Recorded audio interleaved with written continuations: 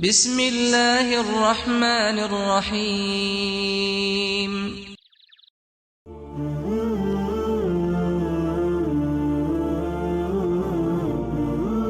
عبدالعزیز بن ابی حازم نے بیان کیا، ان سے ان کے والد نے، ان سے سہل بن سعد سعدی رضی اللہ عنہ نے، اور انہوں نے نبی کریم صلی اللہ علیہ وسلم سے سنا، آپ نے خیبر کی لڑائی کے دن فرمایا تھا کہ اسلامی جھنڈا میں ایک ایسے شخص کے ہاتھ میں دوں گا جس کے ذریعے اللہ تعالیٰ فتح عنایت فرمائے گا۔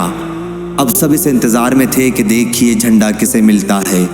جب صبح ہوئی تو سب سرکردہ لوگ اسی میدان میں رہے کہ کاش انہی کو مل جائے، لیکن حضرت صلی اللہ علیہ وسلم نے دریافت فرمایا، علی کہاں ہیں؟ عرض کیا گیا کہ وہ آنکھوں کے درد میں مبتلا ہیں۔ آخر آپ کے حکم سے انہیں بلایا گیا۔ آپ صلی اللہ علیہ وسلم نے اپنا لعاب دہن مبارک ان کی آنکھوں میں لگا دیا اور فوراً ہی وہ اچھے ہو گئے، جیسے پہلے کوئی تکلیف ہی نہ رہی ہو۔